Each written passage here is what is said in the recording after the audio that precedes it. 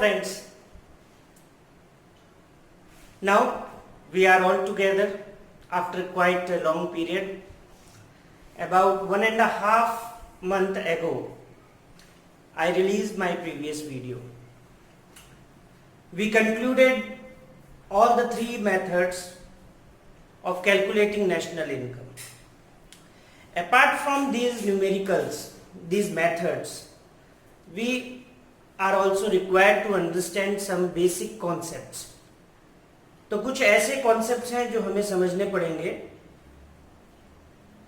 हालांकि इस चैप्टर में जब हम फॉर्मूलेज पर काम करते हैं, उसे समझने की कोशिश करते हैं और जब हम प्रैक्टिस करते हैं क्वेश्चंस की, तो ऐसी छोटी बड़ी बहुत सी कॉन्सेप्ट्स हैं जो क्लियर होते चले जाते हैं, जिन पर की थ्योरी क्वेश्चंस भी बनते हैं.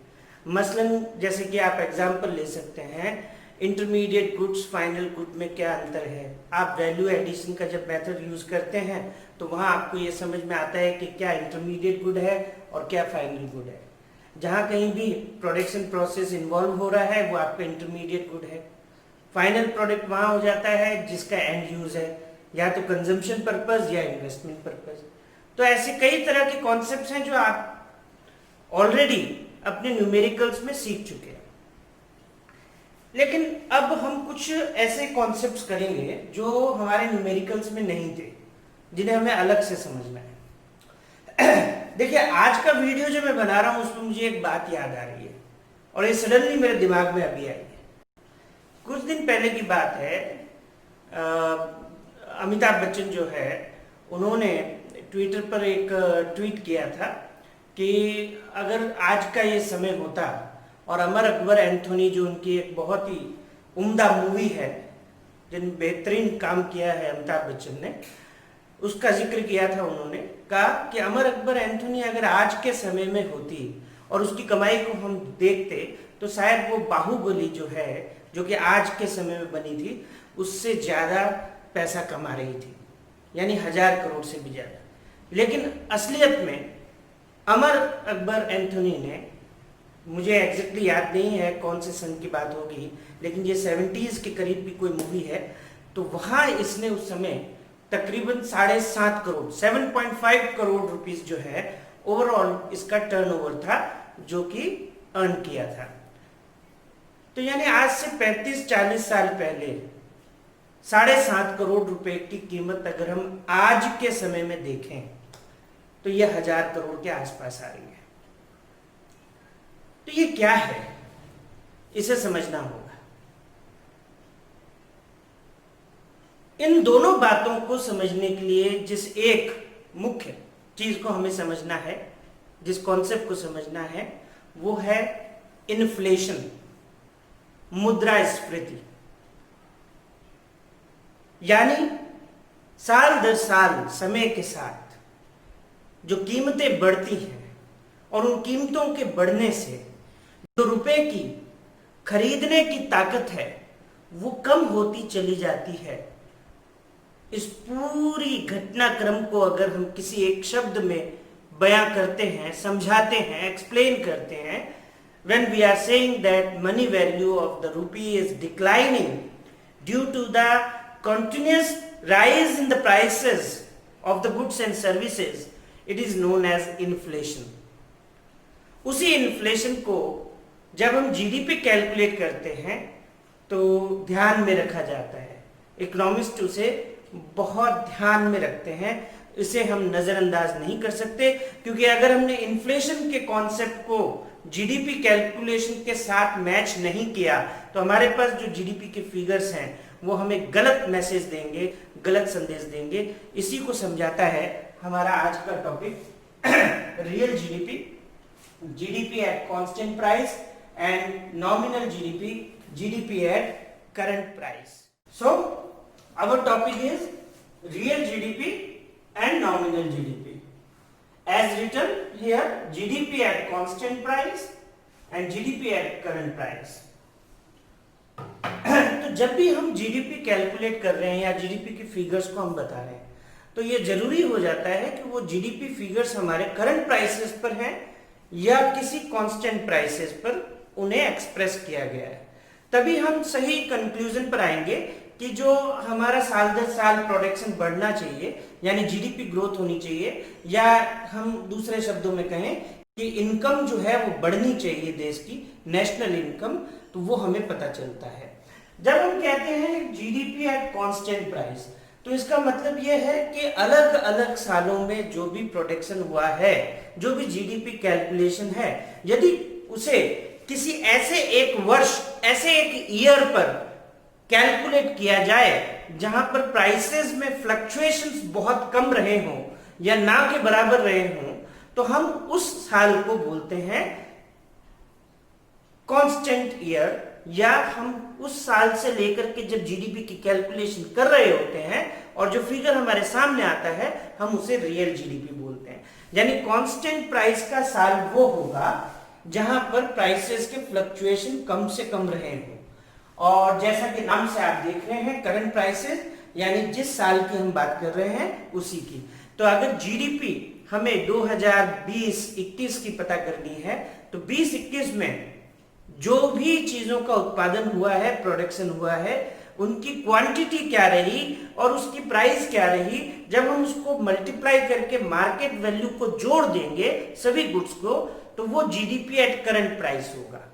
लेकिन ये जानने के लिए कि क्या वाकई हमारे देश ने पिछले साल के मुकाबले या किसी ऐसे भी साल के मुकाबले जिसे हम कंपेयर कर रहे हैं, कितना हमने ज्यादा प्रोड्यूस किया है या उससे कम प्रोड्यूस किया है या उतना ही हमने प्रोड्यूस किया है, यदि इसी प्रकार का कोई कंपैरिजन हमें देखना है, तब हमें बेस ईयर को लेके चलना होगा। देखिए मैं आपको इसको बहुत सिंपल एग्जांपल में समझाता हूँ। यहाँ मैंने एक छोटी सी एक टेबल बनाई है, कोशिश करता हूं मैं आपको समझा पाऊंगा। जैसे कॉमोडिटीज हम ले लेते हैं, A B C D, 4 commodities मैंने ली है, कुछ भी हो सकता है।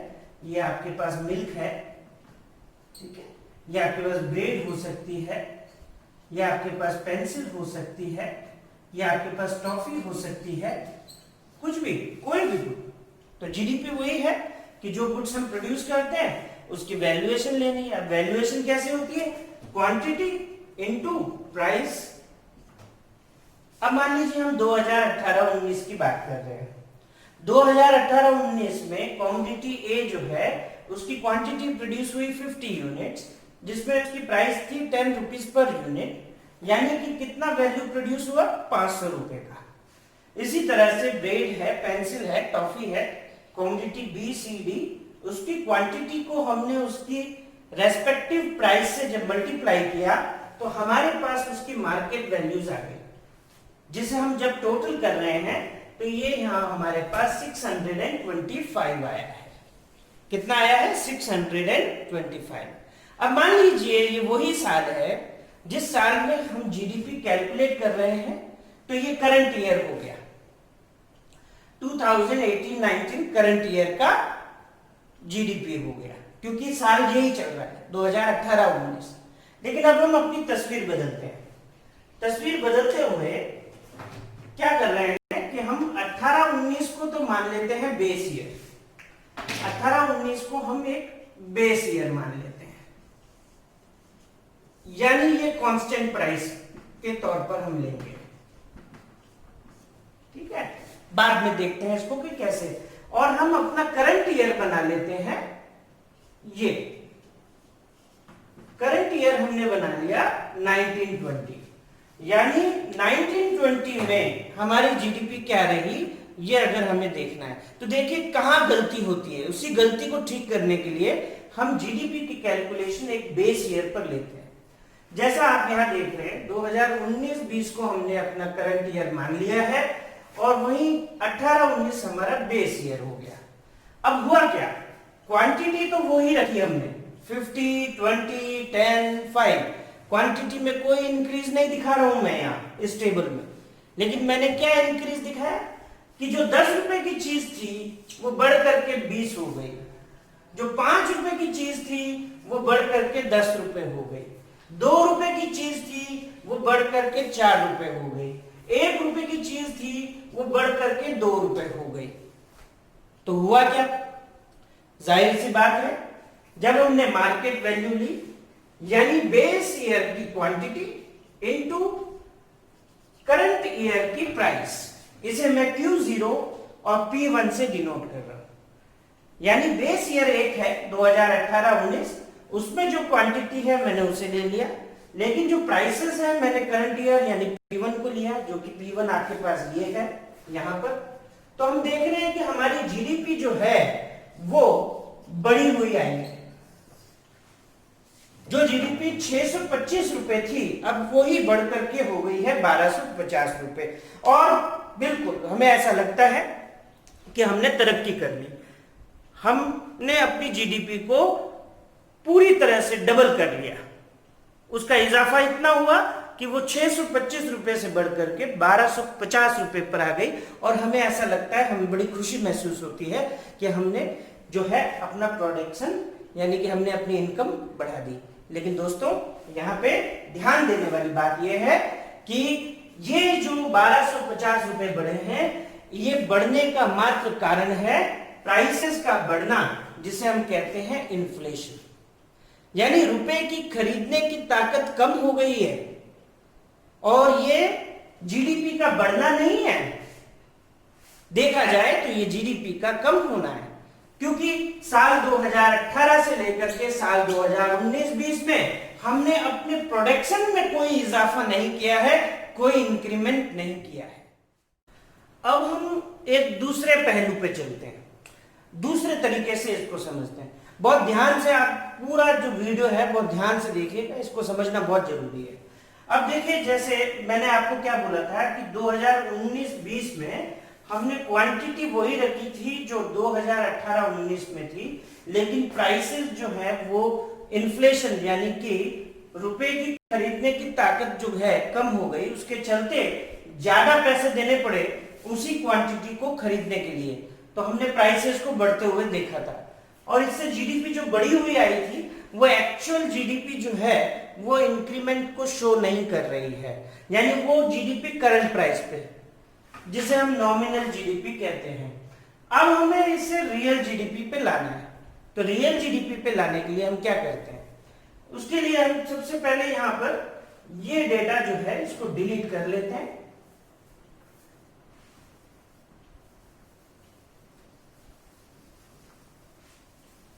अब मैं आपको यहां पर जो है एक दूसरी तस्वीर दिखाता हूं। मान लीजिए 2019 यानी कि करंट ईयर जो हम ले रहे हैं, इसमें क्वांटिटी जो है इसको चेंज किया गया, यानी कि क्वांटिटी बढ़ी है, कम भी हो सकती है, बढ़ भी सकती है, कुछ भी हो सकता है, लेकिन हम इसे यहाँ पे बढ़ा है। मान लीजिए 100 यूनिट जो है वो बनाई गई। अब ये आपकी क्वांटिटी है Q1 यानी करंट ईयर की क्वांटिटी मैंने ली है। 20 की 40 यूनिट हो चुकी है, 10 की 20 यूनिट हो चुकी है, और 5 की 10 यूनिट हो चुकी है। यानी अब जो मैं मार्केट वैल्यू ले रहा हूं वो क्या है, यहां जो ये मार्केट वैल्यू मैं लूंगा, ये मैं रियल जीडीपी के कैलकुलेशन के लिए ले रहा हूं। यानी यहां पर जो प्राइस है उसे मैं कांस्टेंट मान रहा हूं। 2019-20 में चाहे जो प्राइसेस रही हों, जो भी रही हों, उसे मैं कंसीडर अभी नहीं कर रहा हूं। मैं क्या कंसीडर कर रहा हूं, मैं ये कंसीडर कर रहा हूं कि क्वांटिटी तो करंट ईयर के लिए है, और प्राइसेस जो हैं वो बेस ईयर के लिए है, यानी कि 10। तो मार्केट वैल्यू जो है यहां पर 1000 रुपए के करीब आ रही है, यानी 100 into 10 40 200 240 20 into 2 10 into 1 10, so it stands for 1250. Again same figure, लेकिन इसमें अंतर है। क्या अंतर है, आप इस अंतर को समझने की कोशिश कीजिए। पहले जो 1250 की जीडीपी आई थी वो इसलिए आई थी क्योंकि प्राइसेस बढ़ गई थी, लेकिन क्वांटिटी उतनी ही प्रोड्यूस हो रही थी। पर अब क्या हुआ कि प्राइसेस तो वही हैं, लेकिन क्वांटिटी 50 से बढ़कर के 100 हो गई, 20 से बढ़कर के 40 हो गई, 10 से बढ़कर के 20 हो गई, 5 से बढ़कर के 10 हो गई। और इसकी वजह से जब हमने बेस ईयर की प्राइस ली तो देखिए इससे ज्यादा आपकी जीडीपी आ रही है, तो इट्स ए रियल जीडीपी। अब इसका और एक दूसरा पहलू आप देख सकते हैं। मान लीजिए यहीं पर ये प्राइसेस जो हैं इनको भी हम बदलते हुए देखते हैं।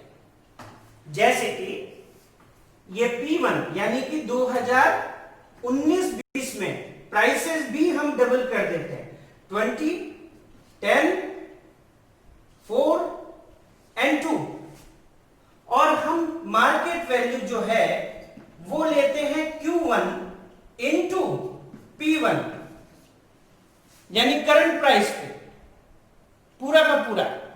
तो आप देखिए इसकी वैल्यूएशन कितनी बढ़ जाती है, बहुत ज्यादा हो जाएगी, 20 इंटू 100 2000 यानी कि वो चली जाएगी तकरीबन 2500। तो कितना बड़ा इजाफा उसमें आप देख रहे हैं जीडीपी में हो रहा है। तो यहां हम ये समझ रहे हैं कि जब भी जीडीपी के फिगर्स को हमें कंसीडर करना है तो उसमें इस इन्फ्लेशन जो मुद्रास्फीति हुई है, पैसे की बढ़ोतरी, मतलब पैसे की जो खरीदने की ताकत है वो कम हो गई है क्योंकि मूल्य वृद्धि हो चुकी है, इसको एडजस्ट करना होता है। तभी जो जीडीपी का फिगर आएगा उसे हम कंपेयर कर सकते हैं किसी भी और जीडीपी के साथ। तो जब हम इस इन्फ्लेशन की वैल्यू को एडजस्ट करते हैं नंबर 1, और किसी एक बेस ईयर की प्राइसेस के साथ अपनी जीडीपी की कैलकुलेशन करते हैं तो उस वैल्यू को हम बोलते हैं रियल जीडीपी। और जो वेलफेयर इकोनॉमिक्स है यानी कि सही मायने में जब हमें ये पता लगाना होता है कि वाकई देश में तरक्की हुई है, जीडीपी ग्रोथ हुई है, तो हम रियल जीडीपी को लेते हैं। तो यहाँ पर आपके पास जो एग्जाम में क्वेश्चन आ सकता है वो ये भी आ सकता है कि why we are consider real GDP while calculating national income, or is it necessary that real GDP is more valuable than the nominal GDP, that is GDP at current price।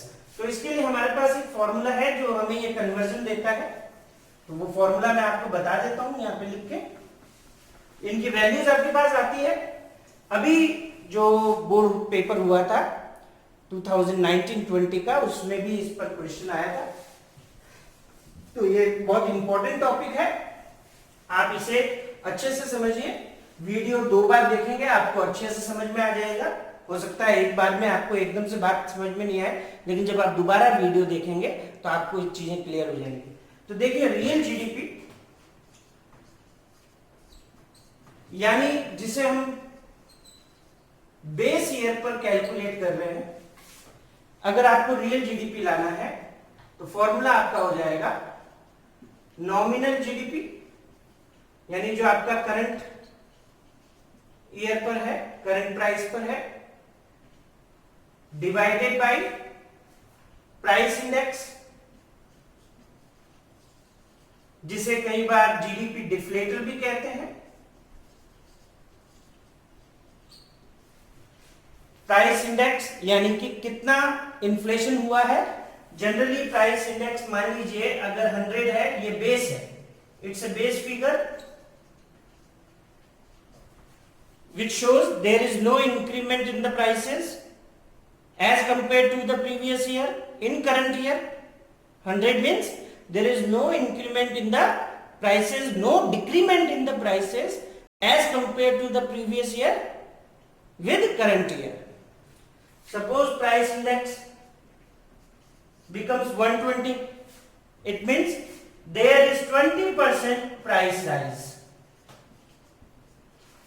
Suppose price index is given 90, it means there is a decline, minus 10% price fall as compared to the base year taken.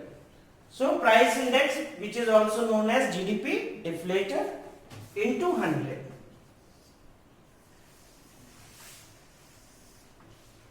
This is your formula to calculate real GDP. So examiner can give you the values 1, 2, 3. Here we are required 3 values. So examiner can give you 2 values and you have to find out the other one. Real GDP can be given, price index can be given. So you have to find out nominal GDP, or nominal GDP, price index is given. You have to find out real GDP. or real GDP, nominal GDP is given, and you have to find out price index. Remember this basic formula and you can solve any type of question over here. So what is more important? Which type of GDP we are going to consider? It should be the real GDP, that is GDP which is calculated on the base year. दूसरी बात ये भी ध्यान रखें कि जब हम current year की बात करते हैं तो करंट ईयर में जो जीडीपी है वो बढ़ करके इसलिए आ सकती है क्योंकि प्राइसेस शायद बढ़ गए हैं, या हो सकता है कि क्वांटिटी बढ़ गई है, यानी दोनों के बढ़ने से जीडीपी की वैल्यू में बढ़ोतरी हो सकती है। लेकिन जब हम बेस ईयर की बात करते हैं तो बेस ईयर से जब हम कंपेयर करते हैं तो एक ही एक कंक्लूजन निकलता है, और वो ये कि जो जीडीपी बढ़ी है वो इसलिए बढ़ी है क्योंकि क्वांटिटी ज्यादा हुई है, यानी प्रोडक्शन बढ़ा है, क्योंकि प्राइसेस यहाँ पर सेम रही हैं, उनमें हमने कोई चेंज नहीं किया है। There is no change in the prices when we are comparing with the base year. So any increment in GDP is only due to the increment in the goods and services, that is more and more goods and services are produced as compared to any other year. So real GDP is the main value which has to be taken to compare the GDP of any 2 years on or other years.